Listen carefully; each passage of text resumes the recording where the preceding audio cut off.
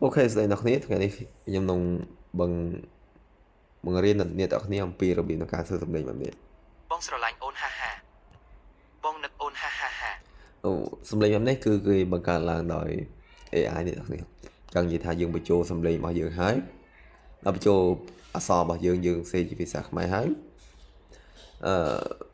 ឲ្យ AI generate ចេញជាសំឡេងបែបហ្នឹងហើយយើងផ្ញើទៅកាន់ friend របស់យើងអូខេ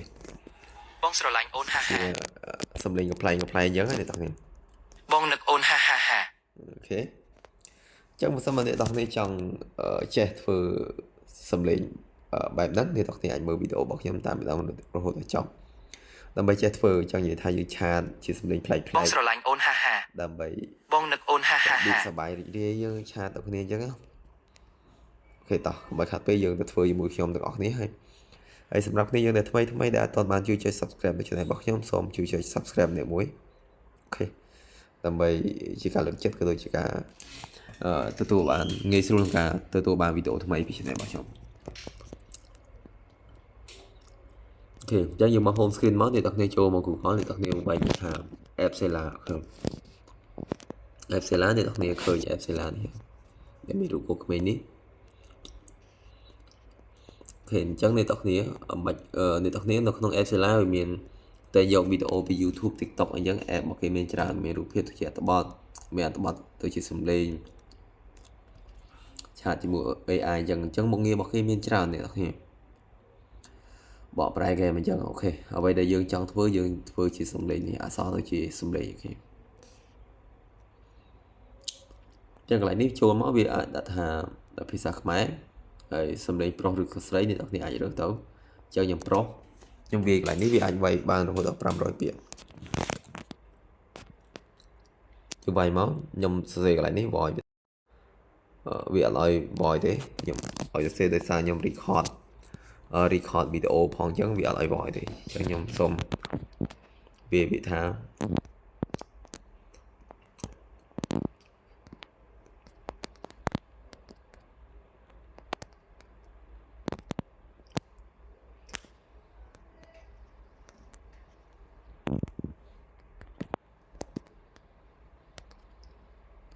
យ៉ាអូនហាហាហាហាហា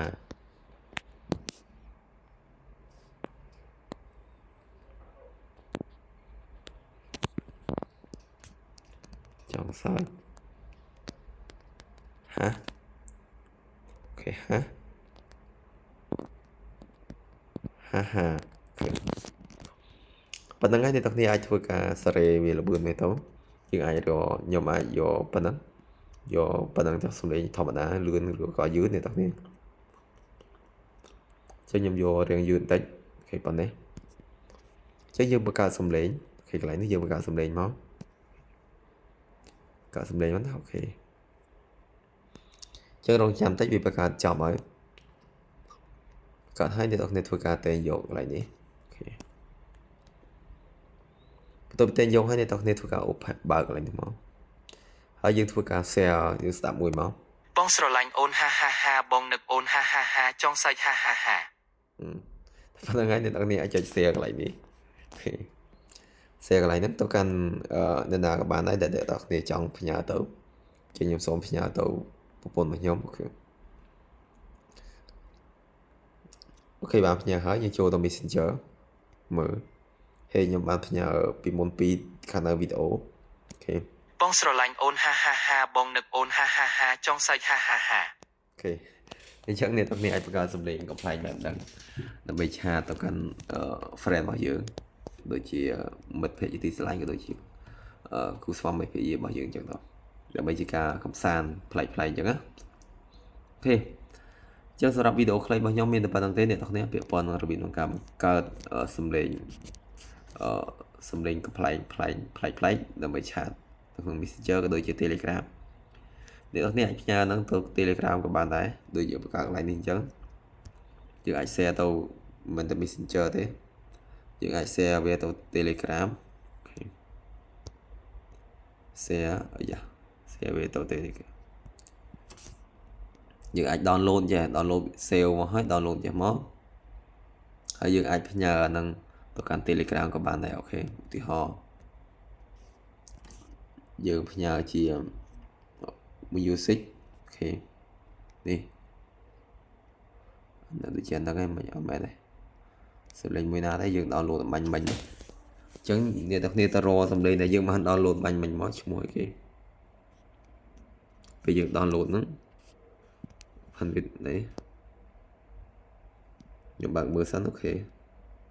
បងស្រឡាញ់អូនហាហាហាបងនឹកអូនហាហាហាចង់បងស្រឡាញ់អូនហាហាហាបងស្រឡាញ់អូនហាហាហាចង់សាច់ហាហាហានេះ បងស្រឡាញ់អូនហាហាហា អូខេអញ្ចឹងយើងទៅរក app Sela ហ្នឹងហេអ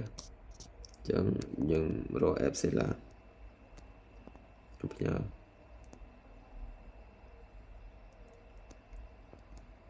គេ app Sela នេះអ្នកនរគ្នាវាមាន